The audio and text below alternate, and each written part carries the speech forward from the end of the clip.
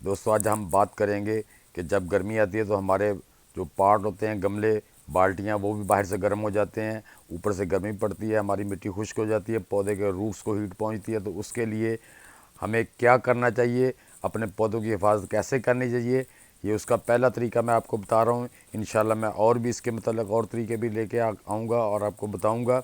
ये मेरी वीडियो को आखिर तक देखते रहिए ताकि आप पूरा प्रोसेस दे सकें, स्किप मत कीजिएगा। अस्सलामुअलैकुम वीवर्स, क्या हाल है दोस्तों। आप उम्मीद है आप सब खैरियत से होंगे। जहान किचन गार्डन में आपको खुश आमदीद कहते हैं। तो शुरू करते हैं आज का प्रोसेस।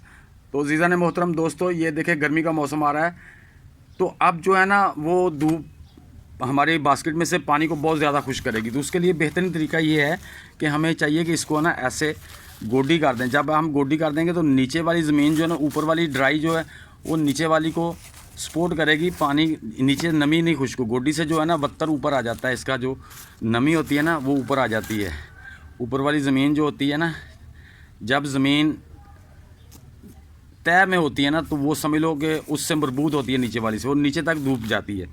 जब हम उसमें ये देखें गोडी कर देते हैं तो ऊपर वाली जो सतह होती है ना वो उससे नीचे वाली से अलग हो जाती है। जब वो अलग हो जाती है तो फिर वो नीचे वाली मिट्टी को खुश्क नहीं होने देती। तो ये आपने है ना उसको ज़रा गोडी करके रखना है। ये भी गोडी का एक फ़ायदा है अपने पौधों में गोडी करने का। तो उससे ये होता है कि हमारे पौधे जो होते हैं वो मिट्टी जो होती है नीचे तक वो ड्राई नहीं होती। तो पौधों को पानी ऐसे नहीं रोज़ डालना। बेशक गर्मी आ गई है, कोई मसला नहीं है, लेकिन पानी जब पौधा थोड़ा सा मांगने लगे ना तो तब डालना है। तो और कोशिश करना है कि पौधे को शाम के टाइम पानी देना है, क्योंकि दिन की धूप में जब पानी गमले में देंगे, धूप से उसमें वो हीट छोड़ता है। जब हीट छोड़ेगा तो वो पौधे को नुकसान भी दे सकता है। तो कोशिश करें, और ख़ासकर जो वेजिटेबल्स होती हैं इनको रात को ही पानी दिया जाता है।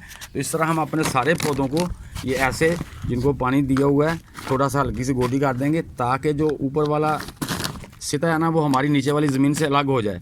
उसका ये फ़ायदा होगा, ये पौधे की जड़ों के साथ जो है ना मिट्टी लगा के रखनी ज़रा थोड़ी सी। उससे ये होगा कि ये ज़मीन जब अलग हो जाएगी तो फिर वो अब जो हमारे नीचे वाली मिट्टी नमी है ना वो उसके तक जो सन रेज़ होती हैं वो उस तक नहीं पहुंचती, क्योंकि वो मिट्टी उससे अलग होती है। जब मिट्टी तय में होती है तो वो एक दूसरे से मजबूत जुड़ी हुई होती है, तो फिर वो सन रेज़ जो है ना नीचे तक चली जाती हैं। तो जब ये एक शेड बन जाता है, जब हम गोडी करते हैं ना, ऊपर वाली मिट्टी ड्राई तो हो जाती है, लेकिन वो नीचे वाली मिट्टी जो रूट्स के लिए एक शेड का काम करता है, उसका यानी कि एक शेड का काम करता है। ऐसे ही हम अपने सारे पौधों में ऐसे ही इसको कर देंगे। ये आपके पौधों को गर्मी से ज़्यादा बचाने के लिए ये भी तरीका है, ताकि आपके रूट तक जो सूरज की शुआएं तेज़ सन रेज़ हैं वो आपके रूट्स तक, पौधों के रूट्स तक ना जाएं। ये हम इसी तरह अपने सब पौधों में ऐसे ही गोडी कर देंगे, ताकि ऊपर वाली सतह जो हमारी वो सॉफ्ट हो जाएगी। उससे ये हो जाएगा कि हमारे पौधे को नीचे तक जो है ना वो सन रेज़ हमारे पौधे को डिस्टर्ब नहीं करेंगी। ये एक समझ लो कि शेड बन जाएगा। ये छोटी छोटी टिप्स होती हैं जो हमारे गार्डन को महफूज रखती हैं। एक दूसरे नंबर पे मैंने पेस्टिसाइड स्प्रे बनाई थी। चाय की पत्ती तो खैर आजकल बहुत महंगी हो गई है, उसकी बजाय आप नीम अगर मिल जाए तो वो बेटर है, ना मिले तो फिर चलो चाय की पत्ती की बना लें। ये दोनों पेस्टिसाइड जो मैंने, इसका लिंक भी मैं इंशाल्लाह देता रहता हूँ, तो ये बेहतरीन है। नीम की जो मैंने स्प्रे बनाई थी, पेस्टिसाइड बनाई थी, वो बहुत ही इफ़ेक्टिव रही है। पौधों को देखता रहता हूँ, हर वीक में एक दफ़ा जो है ना वो अपने पौधों को मैं ऐसे ही स्प्रे कर देता हूँ। ये देखें माशाल्लाह माशाल्लाह मेरे पौधों को कोई बीमारी नहीं है और बड़े हेल्दी और स्ट्रॉन्ग जा रहे हैं। ये देखें, ऐसे ऊपर वाली मिट्टी को थोड़ा नरम कर देना है, इससे जो होता है ना हमारा नीचे वाली नमी महफूज हो जाती है। ये देखिए मेरी शिमला मिर्च माशाल्लाह, और कितने लीव निकल रहे हैं, और ये देखिए माशाल्लाह फूल भी बन रहे हैं।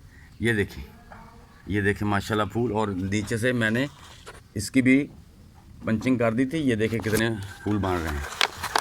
ये मैंने तकरीबन अपने सारे मिर्च के पौधों की पंचिंग कर दी है। ये ऐसे इसने आपने ना इसको गोडी, अगर मिट्टी हार्ड है आप हाथ से नहीं करना चाहे तो कोई खुरपा ले लें, छुरी ले लें, किसी चीज़ से भी कर सकते हैं। लेकिन मेरी पुटिंग जो है ना बहुत सॉफ्ट होती है, तो मैं उसे हाथ से ही ऐसे नरम कर देता हूँ।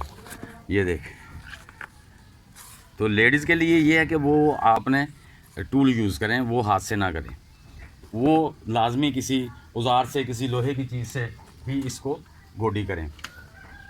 तो ज़ीज़ान मोहतरम, ये आज का जो मेथड है, इंशाल्लाह आप इस पे अमल करके देखें, आपको इसका बहुत अच्छा बेनिफिट मिलेगा। जनाब, ये छोटी छोटी वीडियो बनाने का मकसद यही होता है कि आप दोस्तों को भी समझ आ जाए, जो कुछ मेरे दोस्त शहर में रहते हैं, पूरे प्रोसेस का इल्म नहीं होता। दोस्तों, आपने मेरी वीडियो को देखा, लाइक किया, सब्सक्राइब किया, आप सब दोस्तों का बहुत बहुत शुक्रिया।